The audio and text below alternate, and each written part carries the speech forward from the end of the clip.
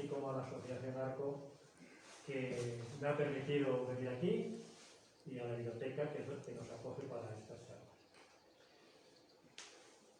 Todo el mundo conoce aquí en Navidad seguramente la leyenda de Bernardo del Carpio, y si no la conoce hay muchas referencias para saber que es un personaje relacionado con Navidad. Alrededor de Bernardo del Carpio, el héroe olvidado que llamo yo, se tejió una leyenda que, aunque ha perdido popularidad, aún hay lugares cuyas gentes lo recuerdan, como es el caso de aquí. Esa leyenda no es un cuento, no es una historia. Cuando alguien cuenta un cuento, empieza diciendo, érase una vez, es decir, da una clave para que el oyente sepa que va a hablar de algo inventado, de una ficción, que sí, que tendrá una moraleja, tendrá al final algo que enseñar. La historia, pues es una ciencia. Entonces la historia hay que comprobar las cosas, hay que tener documentos, hay que tener elementos que hablen, aunque no sean palabras o letras. Pero la leyenda, lo que dice la Real Academia es lo siguiente. Leyenda, relato basado en un hecho o un personaje reales, deformado o magnificado por la fantasía o la admiración. Entonces vamos a partir de ahí. Yo creo que Bernardo es un personaje que existió. Otra cosa es que lo que se cuente de él ocurriera o no. Y eso es la leyenda, lo que se cuenta de él. Y esa es la verdadera importancia del personaje, que consiguió un lugar en nuestra cultura, tanto popular como culta y literaria.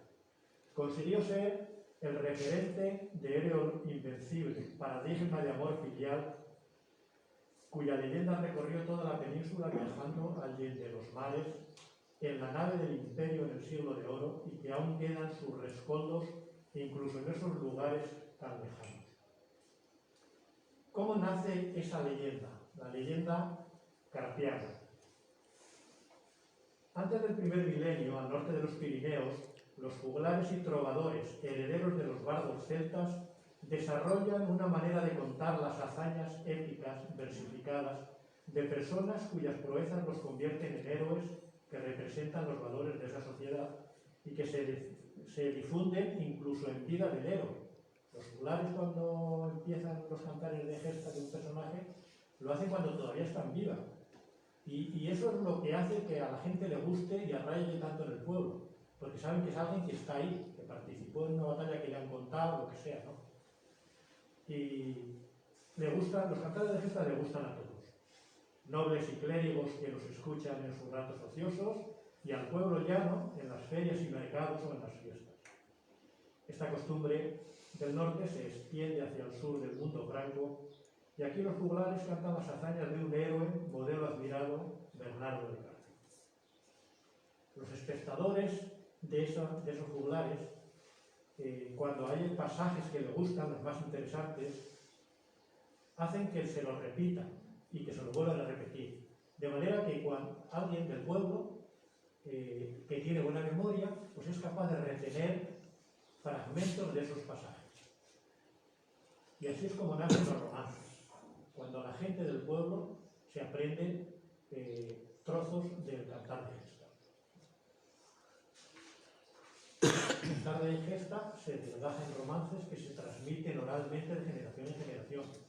Con el tiempo, el cantar de los juglares cae en desuso, pero las hazañas del héroe ya están en la mente de todo el pueblo, que lo sigue repitiendo al amor de la lumbre en invierno, o en los veranos, buscando el fresco por la noche cuando se reúne la familia, en todos los hogares.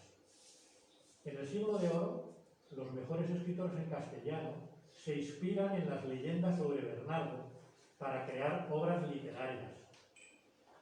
Y estas, junto con los romances, llevarán la memoria del héroe por todo el mundo como parte que es de la cultura española que se extiende con el imperio en la época aún. Es un personaje paradigma de valentía, guerrero invisto y modelo de amor filial difundido por la literatura y por la tradición oral romancística popular. A partir del siglo XVIII hay una depreciación de la figura de Bernardo como héroe histórico, referente de guerrero medieval, a causa de la negación de su existencia por algunos historiadores, que lo hacen en base a una datación errónea de la batalla de Roncesvalles. Se piensa que solamente hay una batalla, se encuentra una lápida de la tumba de Giardo, uno de los que mueren en esa batalla, y como ahí pone una fecha, pues parece que la batalla de Roncesvalles fue en esa fecha, en el año 779. Sin embargo, hubo más batallas y hubo una en concreto, en el año 808, en la que participa Bernardo. También, posteriormente, a pesar de este olvido y este resquemor que tienen los literatos en escribir obras literarias inspiradas en un personaje que ya se considera por todos fantástico, que no existió, pues sí que ha habido novelistas que han hecho alguna novela, como Jorge Montgomery, Manuel Fernández y González, Jorge Luis Borges, que con 11 años escribe un drama sobre Bernardo del Carpio. Se conservan estas dos hojas manuscritas, que es la primera parte, es la primera hoja, y el final es la última hoja. Voy a leer lo que pone en la última hoja. Él escribe esto para representarlo en la familia, junto con su hermana y un amigo. El diálogo es lo que dice, ¿no? El rey dice: te lo podéis guardar. Anteriormente a esto, Bernardo amenaza al rey con las armas porque se ha enterado de la situación en la que están sus padres, ¿no? Y para que los saque, le va a exigir que los saque, ¿no? Entonces, cuando lo ve armado, pues le dice: te lo podéis guardar, está tu padre en la puerta. Bernardo corre a encontrarle. Bernardo: padre. 2 servidores traen el cadáver de don Sancho. Bernardo al rey: desenvaina tu espada, villano, y combate. Bernardo desenvaina su espada y mata al rey. Telón.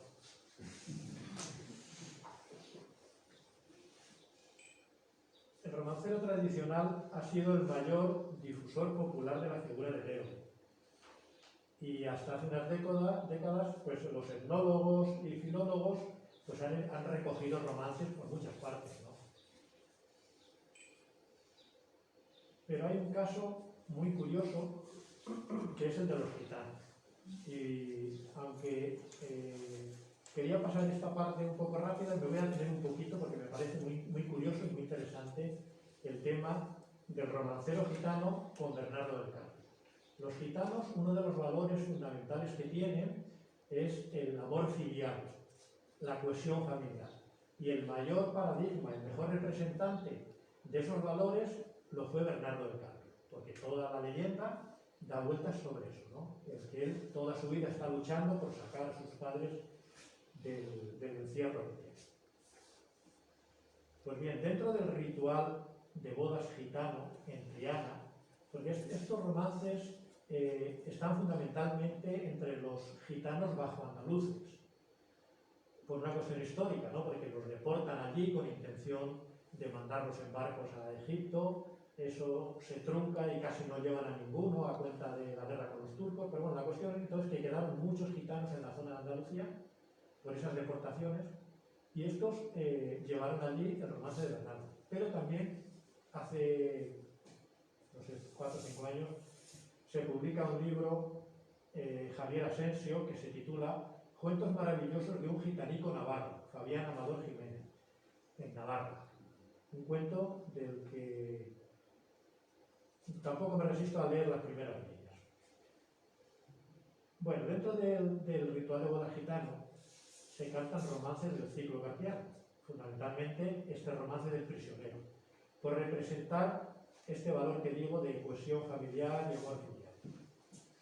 Estos rituales, a los que no se invitaban a payos y que son tenidos como muy propios de su cultura y recelosos de que salieran hacia el mundo payo, hicieron que consideraran al cantaor Antonio de Mairena, lo consideraran un profanador, cuando en los años 60 grabó un romance de las bodas, lo grabó en un disco.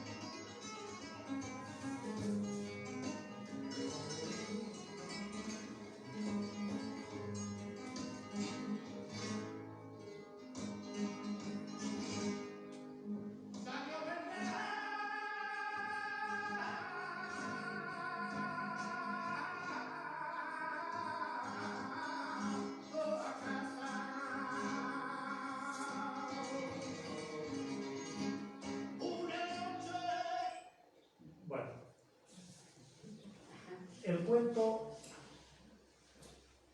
del gitanico dice así.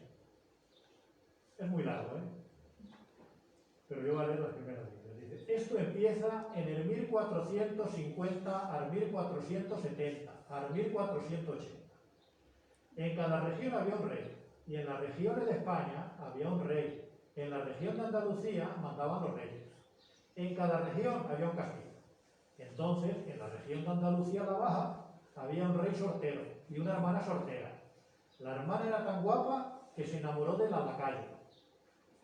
Claro, que el lacayo no quería porque era la hermana del rey, pero tanto la vida, antes, hoy, mañana y pasado, mientras el mundo sea mundo, tiene que ser así. Le hizo una barriga. El rey, cuando se dio cuenta de su hermana venía embarazada, porque se lo notó, le dice, dime, ¿de quién es esa barriga? Y decía, yo no te lo digo. ¿Por qué no me lo dices? Porque lo va a matar. Dice, yo te doy la palabra como hermano y del rey, que no le va a pasar nada. Bueno, así empieza, ya digo, es un cuento muy largo, en el que no sigue exactamente la leyenda clásica de verdad, ¿no? Está fundamentado sobre todo en lo de la prisión del padre y bueno, es interesante. El libro este de Luis Suárez Ávila viene además con un CD en el que el propio Fabián Amador, el gitano navarro, pues le va contando. Claro, es muy gracioso las expresiones que utiliza y el tono, y vamos, cuanto menos curioso.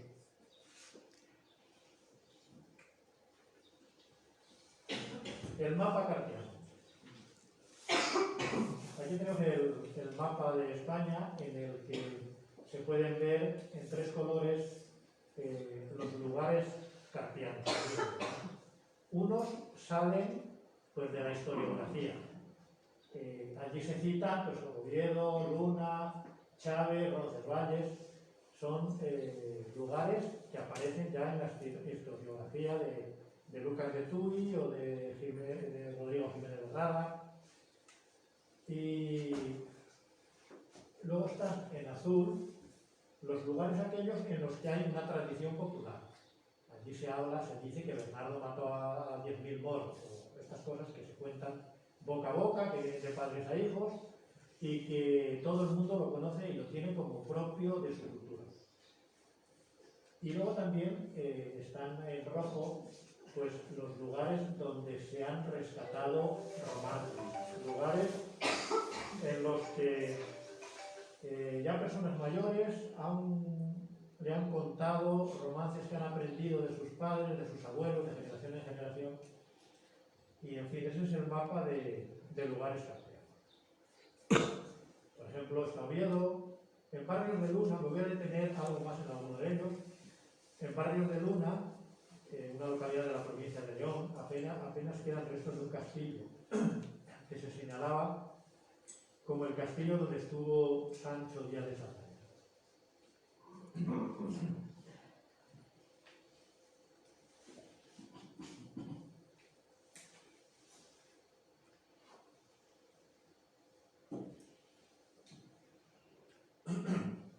En ese lugar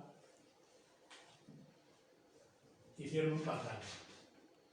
Y el pantano, precisamente, apoyó uno de sus lados en las ruinas del castillo de Luna, donde se supone que estuvo, o la tradición así lo señala, encerrado el padre de Bernardo. Gómez de la Serna, en 1953, llegó a ver la ruina antes de que la destruyeran. Y hay una leyenda que quiero contar aquí, que es la de la pastora de Caldas, que se cuenta mucho ahí en Barrios de Luna. Dice que la pastora de Caldas encuentra y acoge a una mujer en su choza y le ofrece calostros, pan, manteca y migas. Esa mujer es la infanta Jimena, que vaga desvariada de amor buscando el rastro de la celda en el Alcázar de Luna. Prácticamente no queda nada, no hace 4 piedras. Aguilar, ¿qué os voy a contar yo de Aguilar? Bueno, pues es un sitio importante porque sí que hay un elemento de la leyenda carpiana, que es la tumba donde viene a fenecer, donde fue a reposar Bernardo. Y esa sí que la conoce todo el mundo. Pero no solo eso, tenemos esta biblioteca, ¿no? Su nombre es Bernardo del Carpio. Y seguramente mucha gente llega al conocimiento de la leyenda pues al ver que esta biblioteca se llama así. ¿Y quién será este fulano? Entonces, a poquito que se pregunte, pues tendrá que encontrar respuestas. Tuvimos la suerte de bajar a la cueva hace 12 o 13 años. En ella hay una lauda sepulcral que dice que allí está Bernardo del Carpio. De la tumba se recogió una espada que se le entregó al emperador Carlos V cuando viene después de haber conseguido el título de emperador, vuelve a España, pasa por aquí para agradecerle a la Virgen la ayuda que le había dado para conseguirlo, y entonces los nobles de la zona quieren hacerle un regalo especial, porque es un emperador. Entonces, no basta con regalarle un buen caballo o un cuadro, no. Quieren regalarle algo que tenga un sentido mitológico. Y qué mejor que la espada de Bernardo del Carpio. Bueno, este es un grabado del siglo XIX que está en la Biblioteca Nacional. Y bueno, pues esta es una foto de la espada real que está en la armería real del Palacio Real. Y bueno, el jesuita padre Mariana cuenta en su historia general, habla de Bernardo, de cómo una vez que tiene la decepción de que cuando le entrega a su padre el rey está muerto, pues marcha a otras tierras a pelear. Pero él dice, otros lo contradicen y persuadidos por un sepulcro que se muestra en Aguilar de Campo con su nombre Bernardo, sienten que sufrió con grande ánimo los reveses de la fortuna y en tanto que vivió, sirvió a su rey con el esfuerzo y diligencia que solía.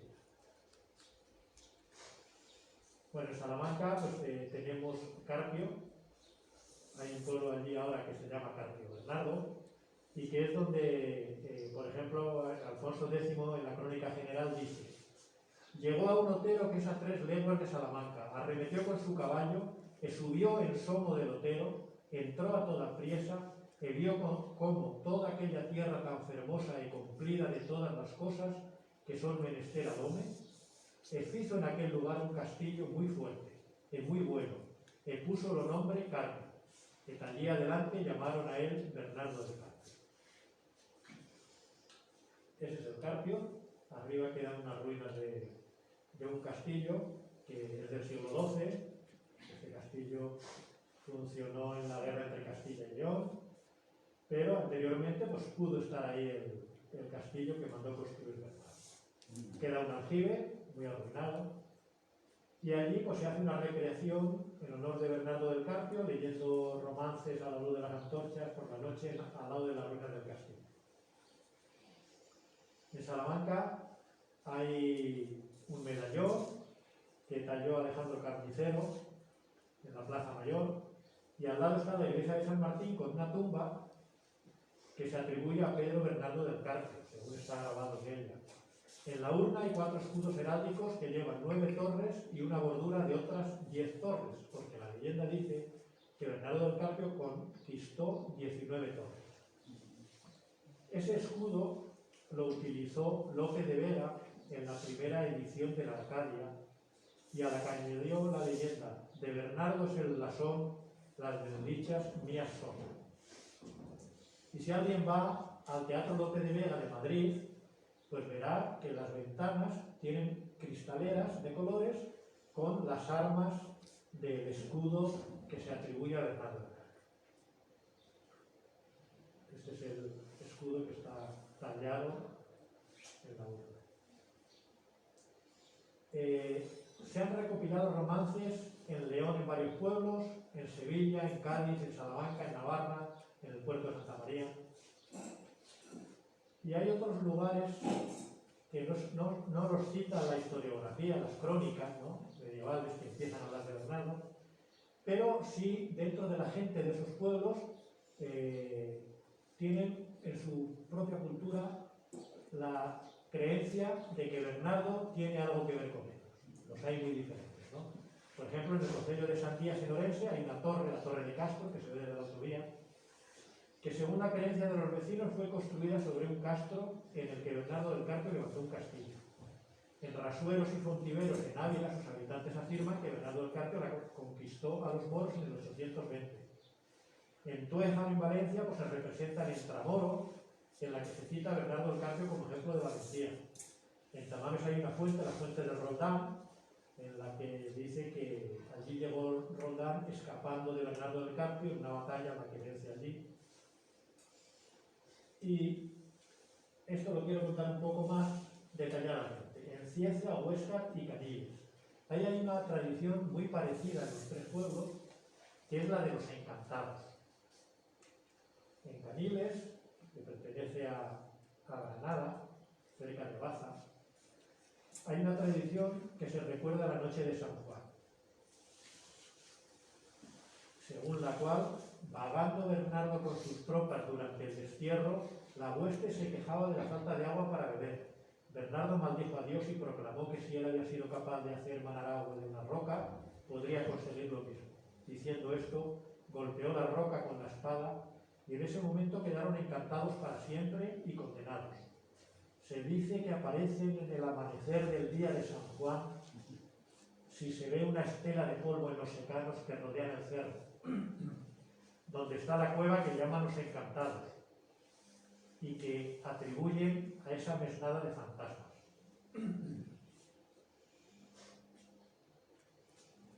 En Cieza, Murcia, también hay una cueva.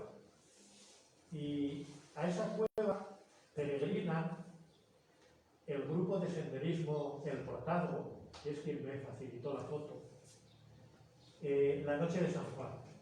Y pasan unas horas allí dentro de la cueva, con la esperanza de ver algún fantasma.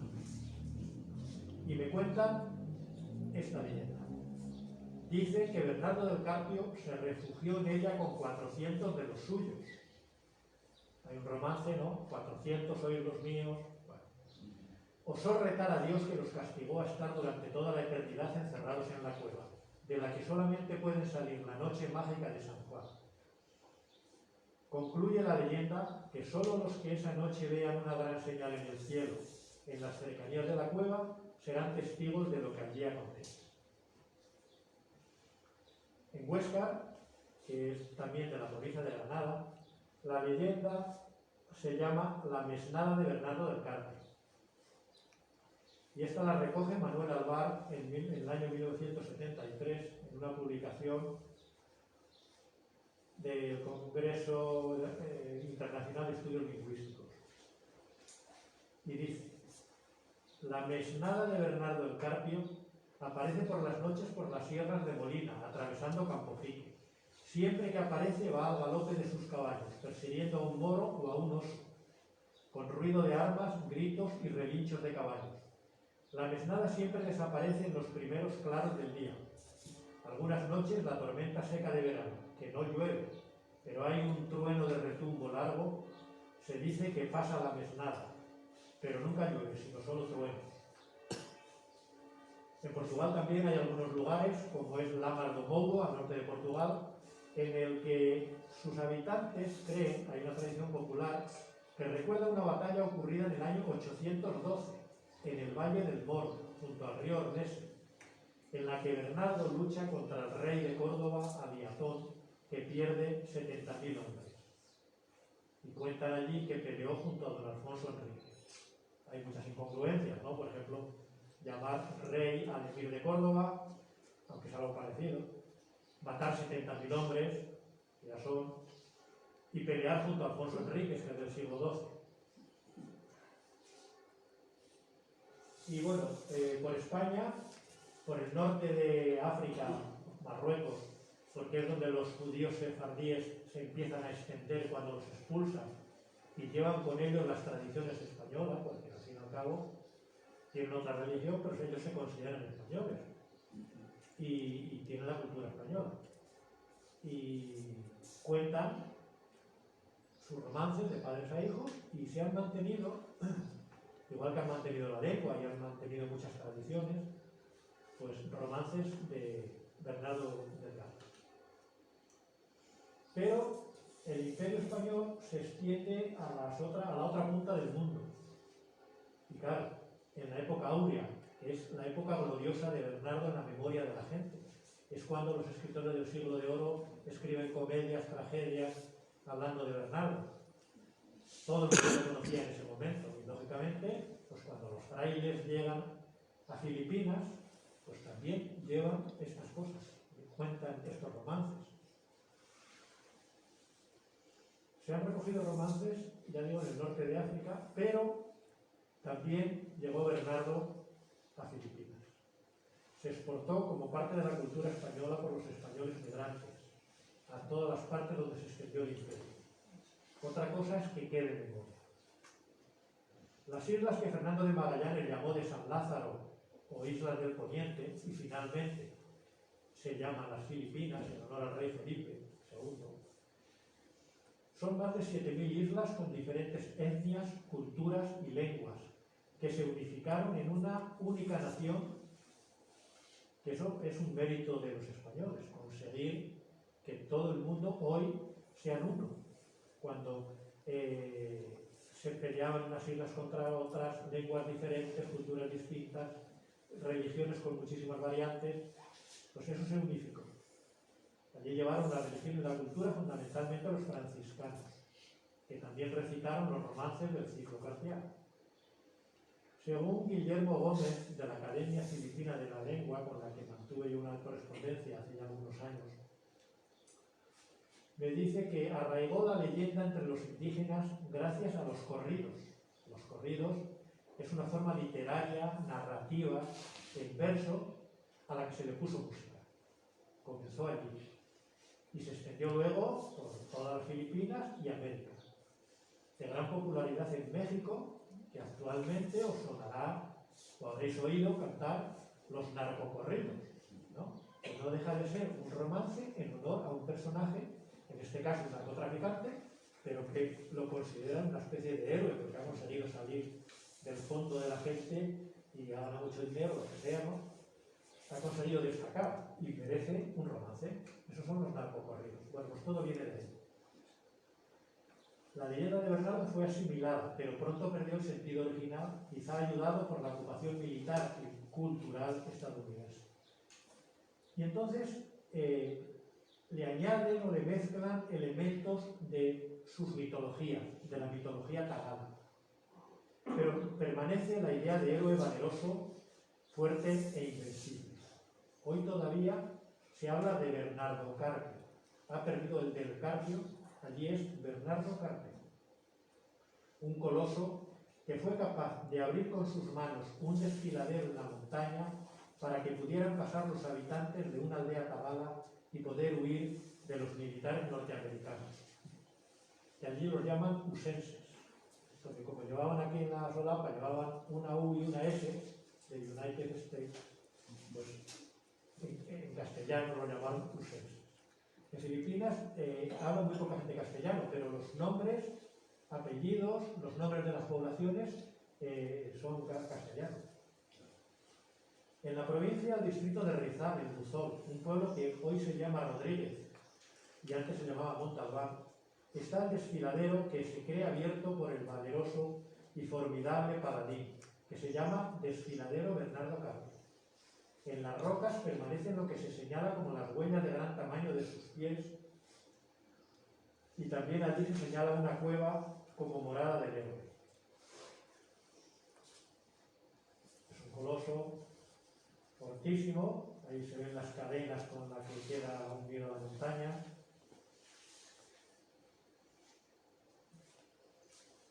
El cantar de Bernardo Carpio pierde, digamos que, el formato y la historia que cuenta la leyenda, porque aquí no se entiende. Al meterle esas mitologías tagalas, pues es de otra manera. Los romances en castellano se han olvidado en Filipinas. lo que hicieron fue traducir los romances al tagalo. Y durante un tiempo cantan esos romances, esos corridos, que eran con la letra, digamos, del español.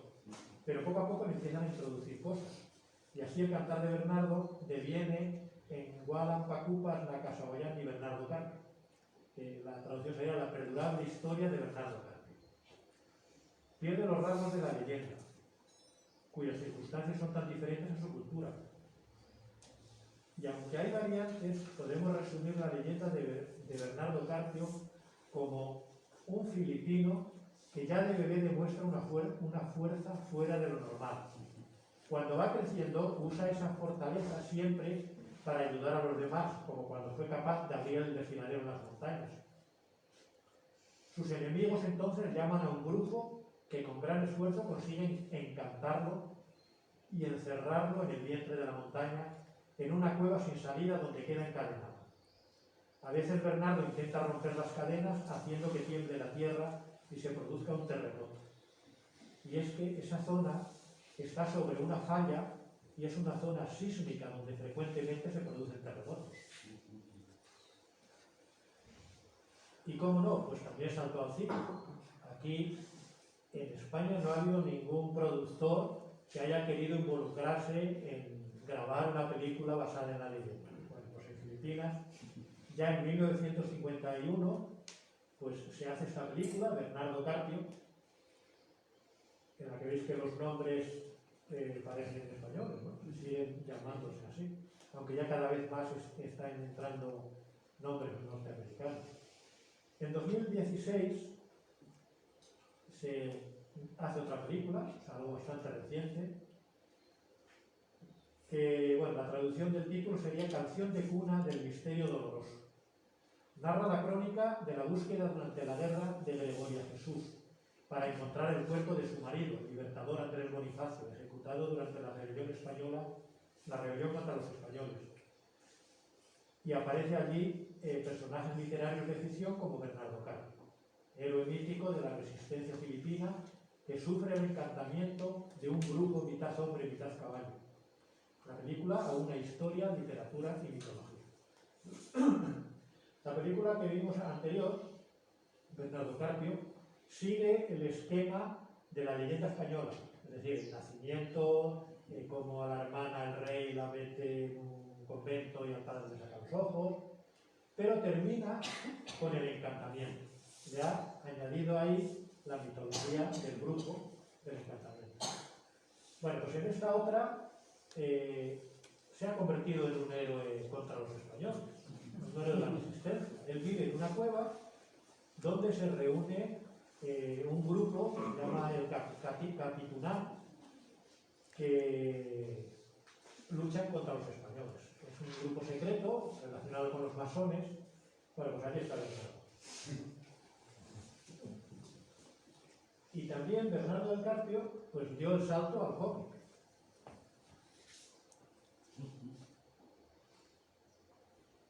Hace unos años pues conseguí, que me costó tiempo, conseguir esto, un cómic titulado Bernardo Carpio. Es del año 1986. Lo conseguí gracias a una filipina que trabajaba en Salamanca y cuando volvió a su país le dije que fuera como fuera que me mandara algún cómic, cualquiera. Y entonces me mandó esto. Y es un cómic en el que la primera página pues aparecen unos personajes, aparece Don Sancho, el Bernardo del Carpio, la princesa Jimena, Don Rubio, que Don Rubio es un personaje que aparece en las novelas del siglo XIX, estas novelas de Bernardo del Carpio, que es el que cría a Bernardo cuando era pequeño. Alfonso de Castro, que es Alfonso de Castro, emperador Carpio, el general Veromilla, el emperador Ludovico, en fin, son personajes que nosotros asociamos a la leyenda nuestra. Aquí tengo un par de páginas. La de la izquierda, en la que es cuando le sacan los ojos. Claro, el texto es ilegible. Yo he intentado traducirlo con Google y es dificilísimo, no cuadra nada. Bueno, y la página de la derecha es cuando encuentra a su padre, pero que ya está muerto. Y este es el final del cómic, en el que está entrando en la cueva y donde, gracias al encantamiento del brujo, pues la montaña lo va a aprisionar y lo va a dejar ahí entrar. Y este es un cómic ya más moderno, en el que ya la leyenda clásica de Bernardo ya no aparece, o prácticamente no aparece. Vemos ahí un niño que casi en pañales pues es capaz de coger una barra de hielo y doblarla, una barra que un malo iba a utilizar contra una mujer. Él siempre está defendiendo a los débiles y ayudando.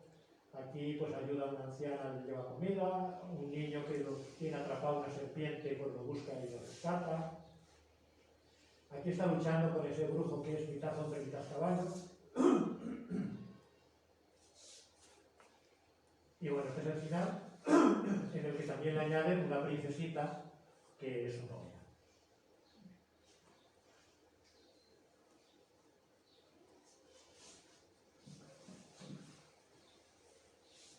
Inma Chacón escribe una novela en el 2007 que se titula Las Filipinianas. Cita una leyenda filipina y según esta, Bernardo del Carpio acaba prisionero encadenado en la cueva de San Mateo, llamada también de Bernardo Carpio, donde cada 100 años rompe uno de los eslabones de sus cadenas, provocando un terremoto. Cuando se desate por completo, liberará a su pueblo de la opresión. En esa cueva, la protagonista es testigo del rito de iniciación de la sociedad secreta Katipunan de la resistencia tagala contra los españoles.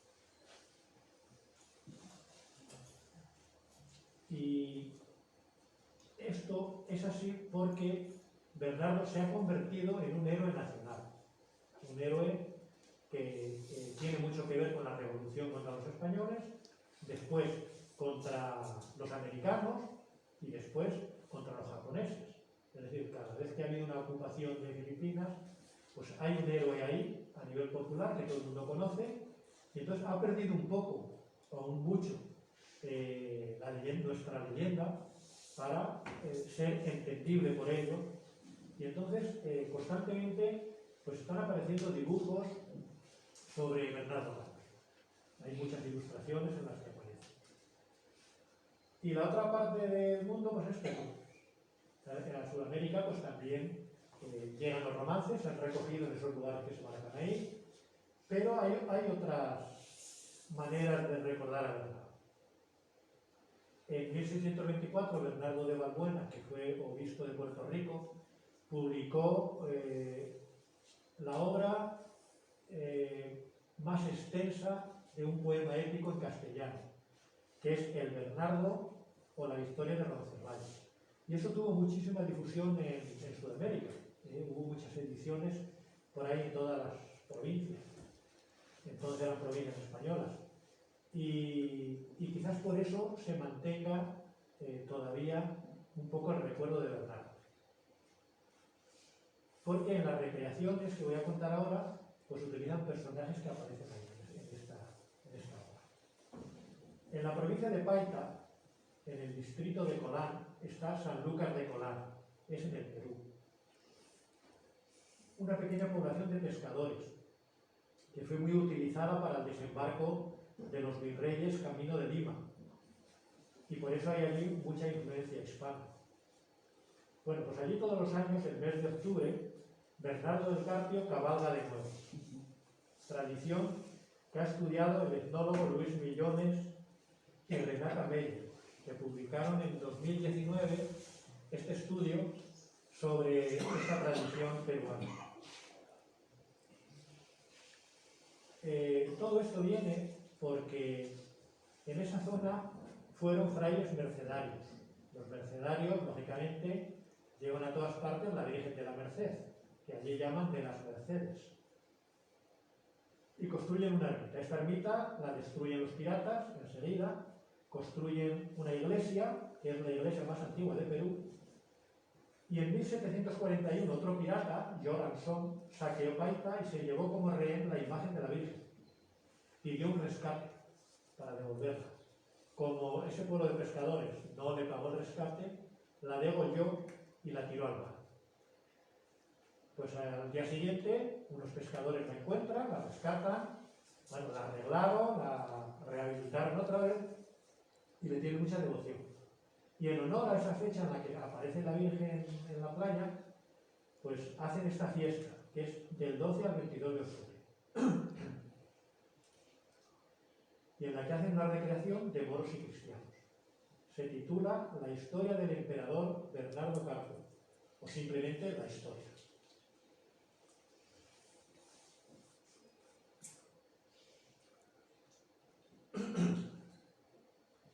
Dice Luis Millones que esta la importan del país vecino, en Ecuador, de la localidad de Loja. En una ocasión los comuneros de Colán visitan Loja, vieron esta teatralización y decidieron comprar los derechos para representarla. En síntesis, es una lucha entre el rey moro y sus huestes contra Bernardo Carpio y las suyas, que finaliza con la victoria cristiana y la conversión de los moros al cristianismo ante la Virgen de las Mercedes. Se trata de un encuentro entre dos fuerzas a caballo, un animal que no existe en un pueblo de pescadores, que está pegado a la costa, no necesita más. Entonces tienen que coger 40 o 50 caballos buscando por los pueblos de alrededor. Y luego llegan unos trajes elegantísimos, que llaman la atención. Elegantísimos para ellos, claro, con mucho colorido. No tienen nada que ver con la idea nuestra de lo medieval. Pero claro, estamos hablando de a ver qué pensarían aquellos primeros indígenas cuando le cuentan estas cosas. Bueno, los caballeros y otros que van a pie, pues entran en el recinto, que es una explanada muy grande que hay delante de la iglesia, y allí hacen una serie de evoluciones que son coreográficas. Por ejemplo, hacen las letras S, V y M, Santísima Virgen de las Mercedes, las iniciales, pues caminando con los caballos van dibujando en el suelo esas letras. Llevan pasos, un paso que se llama la morecha, que esa la hacen los parlamentarios moros. Una vez que empiezan estos desfiles, que duran mucho tiempo, pues aparecen el gallinazo, el capataz y los gallinazos. Veis que hay un personaje muy, muy feo, negro, que da miedo y tiene una lucha con un ángel. Es un demonio grotesco y el niño que va delante, que va vestido de blanco, es el ángel. Entonces van por las calles luchando, van haciendo una especie de baile, no es una lucha, es una coreografía, pues uno da una vuelta, luego da alrededor del niño, el niño se apoca en el suelo y llega un momento en que se levanta con la espada y espanta al demonio, termina matando. Y esto se recrea dentro de todo eso, que no tiene nada que ver con esa historia, pero bueno, aparece ahí como un personaje más. Los gallinazos es algo también curioso, porque eso pertenece a la cultura quechua. Es un mito peruano. En el santuario precolombino de Pachacamac se sacrificaba a las víctimas humanas, inmovilizándolas, para que sus movimientos no espantasen a los gallinazos. Los gallinazos los alimentaban los sacerdotes y los criaban, entre otras cosas, con el cuerpo de las personas canceladas. Se ataba a las víctimas porque dichas aves son carroñeras y normalmente no atacan a seres vivos. Un sacrificio terrible. Y bueno, pues estos son el rey moro, que veis llevar esos vestidos tan brillantes de seda, bordados con lentejuelas, unas coronas con cadenas de oro tapándole la cara. Hay contactos hay embajadores, ¿no?, que van a hablar con el rey moro le contesta mandando otro embajador, hay alguna lucha entre los embajadores y termina luchando todo el ejército. ¿Veis? Que la vestidura, estos son los cristianos van vestidos pues, con unos uniformes de la época de los libertadores bolivarianos, ¿no? El uniforme de oliva, llevan el sombrero de dos picos, el bicornio, los sables de esa época, ¿no?, las sombreras con los colgantes y mucho colorido.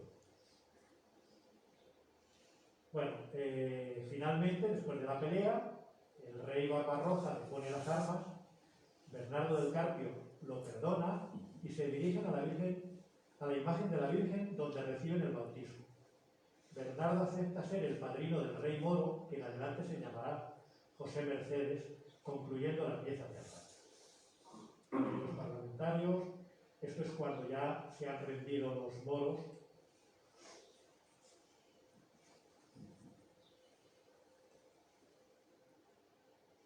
Y vamos a ver un vídeo de 2 minutos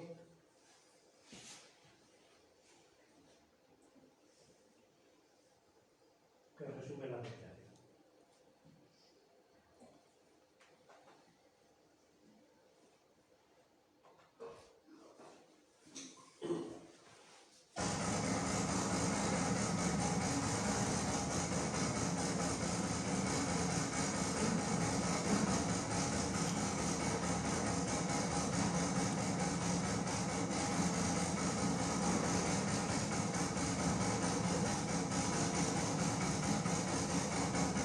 Es un pueblo muy pequeño.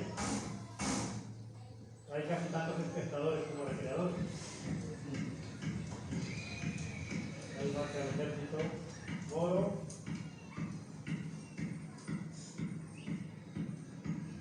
Van marcando en el suelo pues, las diferentes letras, ¿no? Para triunfar y vencer a todo cruel enemigo, aquí tenéis a vuestro rey, al monarca más antiguo, confiado en su valor, que tenéis como poderoso emperador, con un aliado del vecino, con mi coraje y mi valor, defendiendo el cristianismo, para que aquellos paganos rindan su valor activo, destinándose a recibir el sacrosanto bautismo, por lo que son los cristianos, por la fe de Jesucristo, en quien todos esperamos triunfar contra el enemigo. En el nombre de María de Mercedes, Madre del Cuerpo Divino, daremos con victoria el poder del cabalismo.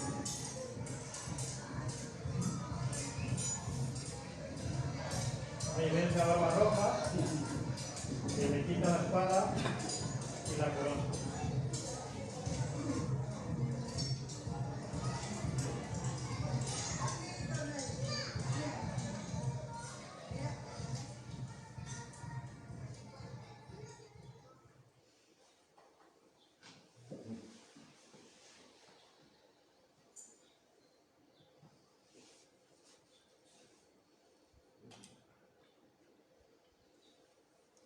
Pues estas fotos de la danza del capataz.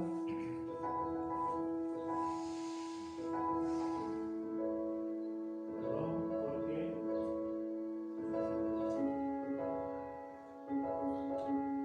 estamos oyendo.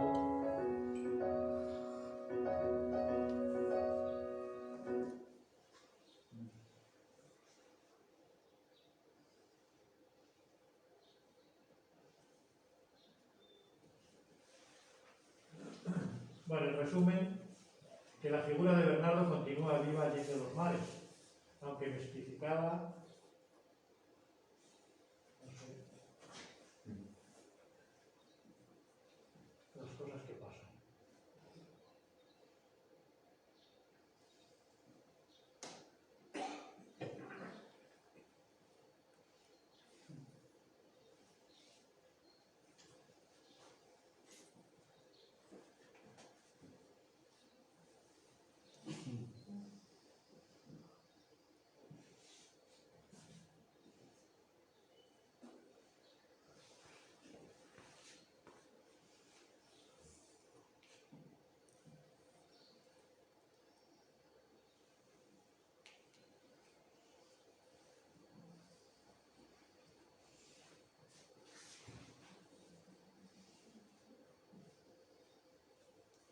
Bueno, pues la conclusión es que Bernardo sigue vivo en sitios muy lejanos, muy diferentes, que la leyenda recorrió todo el mundo y aunque aquí, hablo de España, pues prácticamente no la conoce nadie, se ha olvidado un poco el héroe que conoció todo el mundo a través de los romances, que es cultura popular, pero también a través de la literatura. Y que poco a poco ha ido desapareciendo, salvo en 4 lugares en los que se recuerda de alguna manera. Y, en fin, no sé si queréis preguntar alguna cosa. O seguimos y después al final. ¿Les parece? Hacemos 5 minutos, un poco de proceso para que preparen la siguiente ponencia y continuamos. 5 minutos.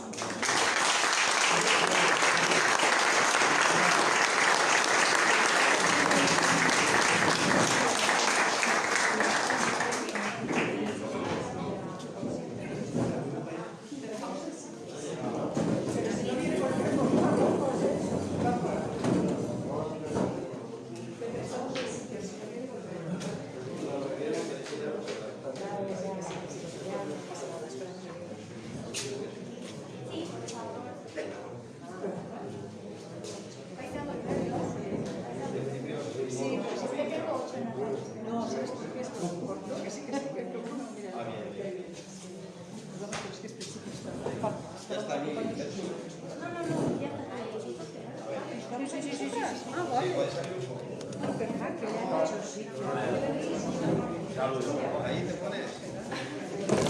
Has dicho que para aquí, para aquí.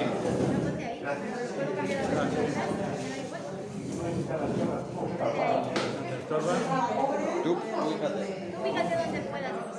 ¿Te parece bien? A mí me parecía mejor atrás. Bien, ahí estás bien. Sí, sí. Ahí está. Perfecto. Perfecto.